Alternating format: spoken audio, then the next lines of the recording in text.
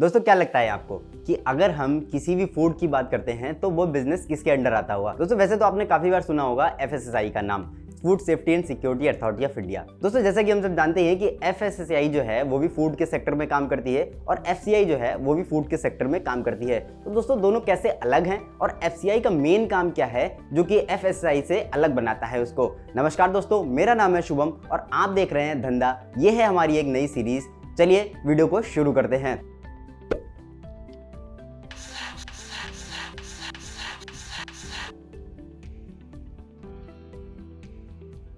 दोस्तों एफसीआई जो है, जैसा कि नाम से ही पता चल रहा है, फूड कॉर्पोरेशन ऑफ इंडिया। दोस्तों ये एक इंडियन गवर्नमेंट बॉडी है जो कि 1965 के बाद फूड कॉर्पोरेशन लॉ के बाद बनाई गई थी। तब से ये एक्टिव है। जैसे कि अगर मैं इसके काम की बात करता हूं तो यहाँ पर मिनिमम प्राइस सपोर्ट को मेंटेन करना, स्टॉक को मेंटेन करना, डिस्ट्रीब्यूशनशिप को मेंटेन करना, पीडीएस यानी कि पब्लिक डिस्ट्रीब्यूशन सिस्टम, ये सारे इसके अंडर काम आते हैं। दोस्तों अगर हम इसको एग्जांपल के थ्रू समझते हैं तो मान लीजिए कोई सब्जी का व्यापारी है। जैसे कि आपने सुना होगा जो मंडी में आड़त वगैरह लगती हैं, वहां पर कोई व्यापारी है, वो किसी भी सब्जी का स्टॉक इकट्ठा करना शुरू कर देता है। काफी बार आपने सुना होगा किसी एक पर्टिकुलर वेजिटेबल का प्राइस काफ़ी ज़्यादा हाई हो जाता है। तो उसके दो रीज़न होते हैं, या तो हमारे देश में उसकी कमी हो गई है, या तो दूसरा किसी भी उसने व्यापारी ने वहाँ पर स्टॉक करना स्टार्ट कर दिया है। और दोस्तों स्टॉक इसलिए कर लेते हैं क्योंकि जब प्राइस हाई पे जाएंगे तब वो सेल करना स्टार्ट कर देंगे। तो इस तरीके की जो चीज़ें होती हैं वो यहाँ पर एफसीआई को मेंटेन करनी पड़ती हैं, इंश्योर करना पड़ता है कि ऐसा कहीं पर ना हो। वहीं दोस्तों अगर बात करता हूँ इमरजेंसी सिस्टम की, इमरजेंसी टाइम की,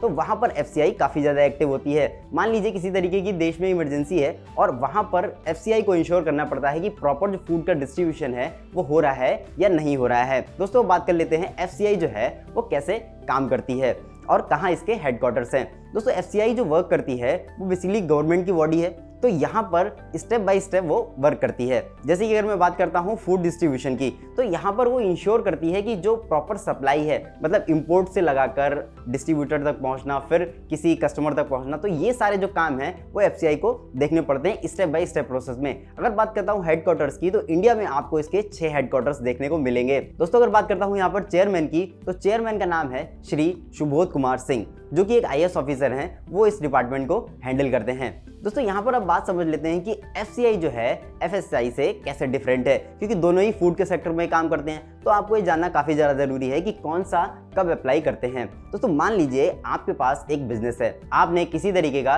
एक फूड सेक्टर में बिजनेस ओपन किया। मान लेते हैं आपने फास्ट फूड का बिजनेस ओपन किया, तो वहाँ पर आपको 2 तरीके के लाइसेंस लेने पड़ेंगे। पहला तो एक बिजनेस लाइसेंस, जो कि आपको ये इंश्योर करेगा कि आप एक बिजनेस कर रहे हैं और गवर्नमेंट को प्रॉपर टैक्स दे रहे हैं। दूसरा यहाँ पर जो आपका फूड है वो ये इंश्योर करता है कि आपकी जो फूड की क्वालिटी है वो अच्छी है या नहीं। तो इसके लिए आपको एक लाइसेंस लेना पड़ता है जो कि है एफएसएसआई का, मतलब food safety and security authority of India. ये तो हो गया एफएसएसआई का काम। वहीं अगर बात करता हूँ एफसीआई का काम, दोस्तों जैसा कि मैंने पहले भी बताया, आप अगर एग्जांपल से समझें कि मान लीजिए कोई एक आड़त का व्यापारी है, वो अपने किसी भी फूड सेक्टर के स्टॉक मतलब डिस्ट्रीब्यूशन का काम शुरू करता है, तो वहां पर वो अपने बिजनेस को रजिस्टर कराएगा। वहां पर उसको सिर्फ ये रजिस्टर कराना पड़ेगा, क्योंकि जैसे ही वो फूड सेक्टर में किसी भी बिजनेस को रजिस्टर कराता है तो ऑटोमेटिक एफसीआई के अंडर आ जाता है और एफसीआई वहां से इंश्योर करना स्टार्ट कर देती है कि यहाँ पर जो नेटवर्क है वो प्रॉपरली वर्क कर रहे हैं या नहीं कर रहे हैं। तो बेसिकली दोस्तों यहाँ पर आपको समझ में आया होगा कि एफसीआई और एफएसएसआई कैसे एक दूसरे से डिफरेंट है। मतलब एक काम करता है डिस्ट्रीब्यूशन,